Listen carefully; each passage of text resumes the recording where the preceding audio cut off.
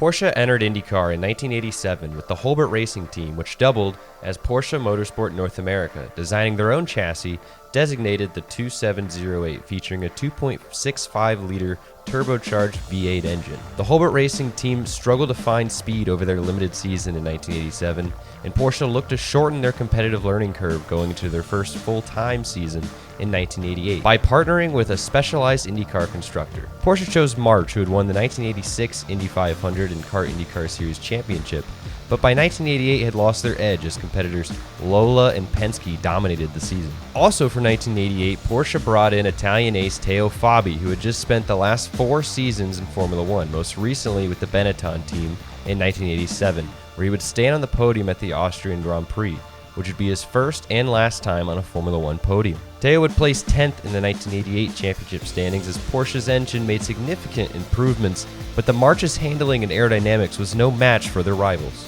After a disappointing first season, a veteran team manager was hired to lead the program forward. Scotland's Derek Walker would move to Porsche in the offseason after just capturing the 1988 Kart IndyCar Championship and would lead the lone Porsche team in the wake of Al Holbert's death. Walker's first task would be handling the uncompetitive March. Working directly with March, they developed a chassis specifically for their engine.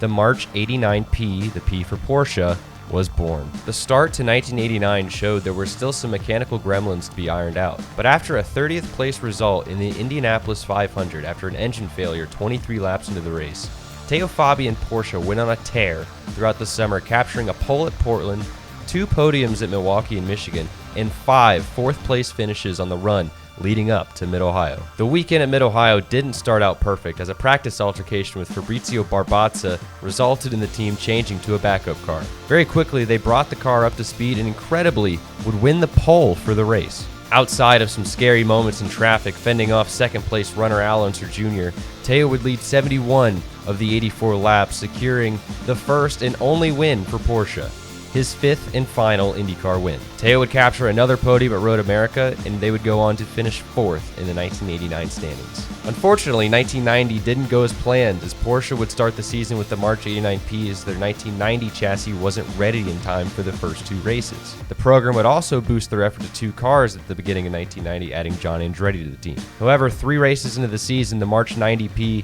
would not be the program's saving grace, as they failed to capture the success they had in 89. With their best result being a single 3rd-place finish by Teo Fabi at the Meadowlands Grand Prix. Porsche swiftly exited IndyCar at the end of the 1990 season, and despite rumors over the years, hasn't returned since.